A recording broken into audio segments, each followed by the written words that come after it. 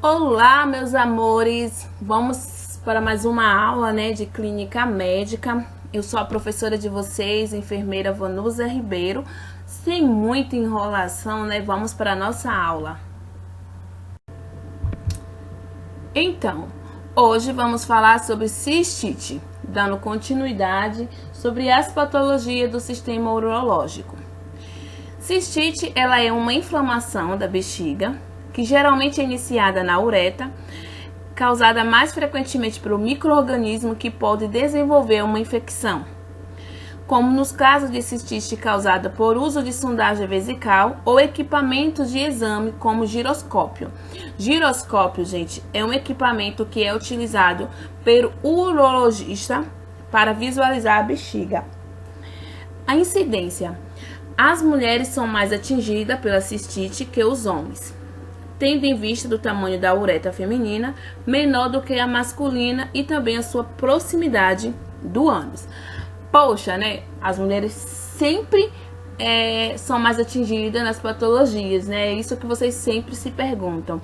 Então, assim, podemos destacar, que essa incidência, ou seja, esse aumento, das infecções urinárias, ela também vai estar relacionada, gente, a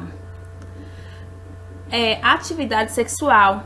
Por quê, Porque a exposição, dos órgãos genitais femininos, e em relação aos homens, a cistite geralmente ela é secundária, ou seja, ela é proveniente de alguma outra doença, por exemplo, como infecção na próstata, ou também através dos cálculos vesicais.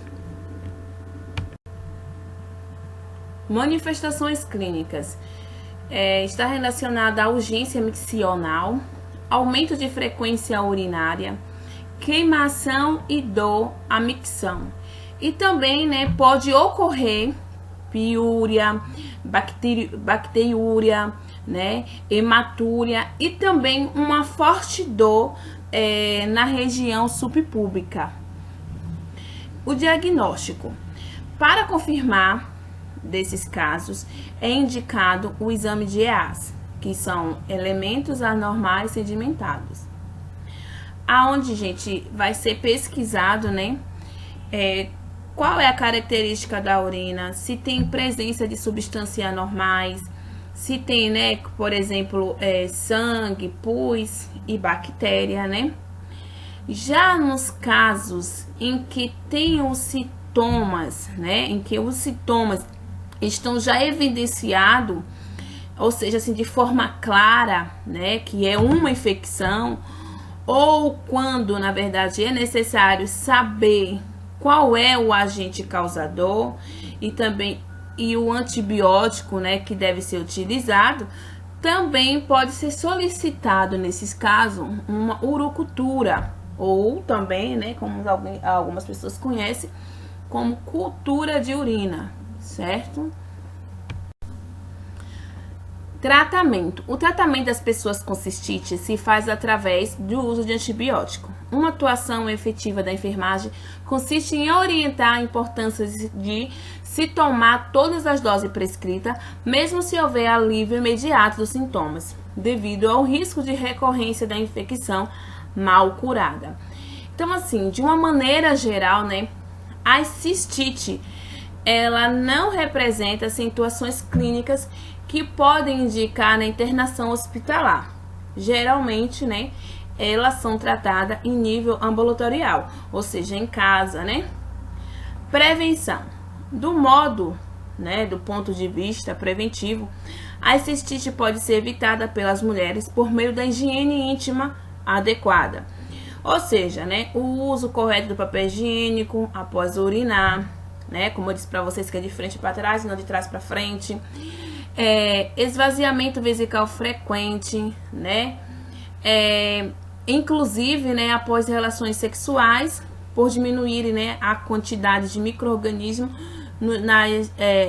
nos genitais femininos, e visita periódica, ao ginecologista. Então, não vamos descartar aquelas visitas periódicas ao ginecologista. Intervenções de enfermagem. As intervenções de enfermagem requer aplicar calor e banho de imersão quente, porque a gente vai ajudar, né, a aliviar a dor e também a urgência de miccional. Também as intervenções de enfermagem requer estimular a ingestão de grande quantidade de líquido, porque vai promover, né, o aumento da diurese e também eliminar as bactérias do trato urinário. Orientar o esvaziamento completo da bexiga, ou seja, a cada 2 a 3 horas, que vai ter como intuito, né, gente, de reduzir os números de bactéria e para que não venha a ocorrer uma reinfecção. E lembrar alguns cuidados na coleta de urina para a cultura, que deve oferecer, né, um recipiente estéril, orientar a fazer higiene da genitália externa e desprezar o primeiro jato de urina e colher a seguir. Vamos falar agora sobre insuficiência renal aguda, que é caracterizada, né, por perda súbita e quase completa da função renal, causada pela diminuição da filtração glomerular, que vai resultar uma retenção, né, de substância que normalmente seria eliminada na urina, como a ureia, né, a creatinina, e também o excesso de sódio, de potássio, de água e de outra substância tóxica.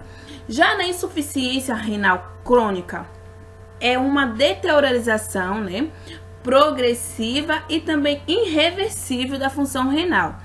Geralmente, gente, ela ocorre como consequência da insuficiência renal aguda, né, e de intoxicações graves. As manifestações clínicas. Os sinais e sintomas da insuficiência renal, ela varia de acordo com a causa e o nível de prejuízo renal.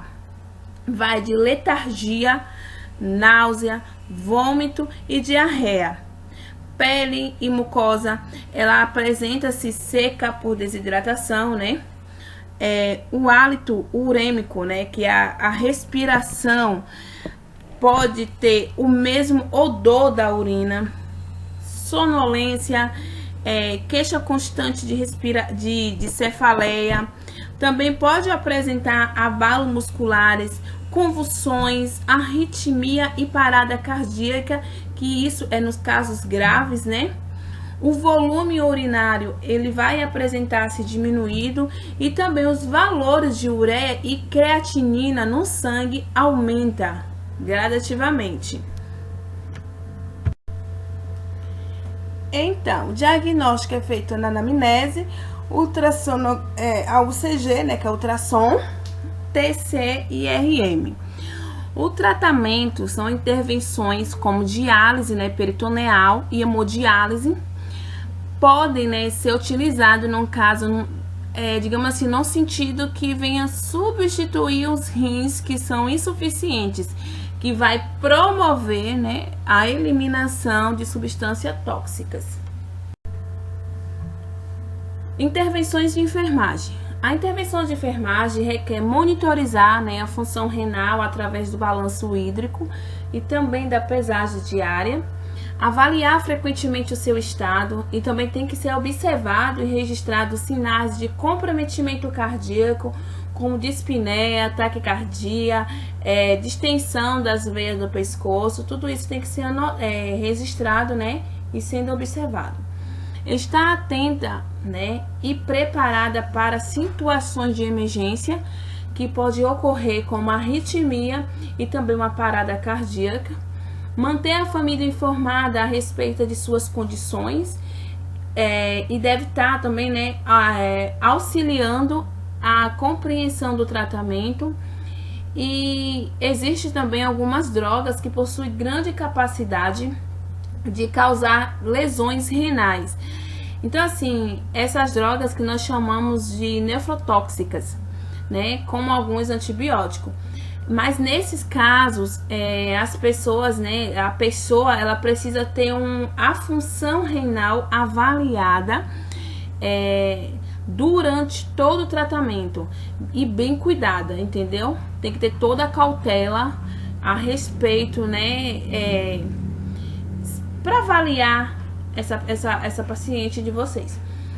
Espero que vocês tenham gostado da aula, dessas patologias citadas, e até a próxima. Beijinhos!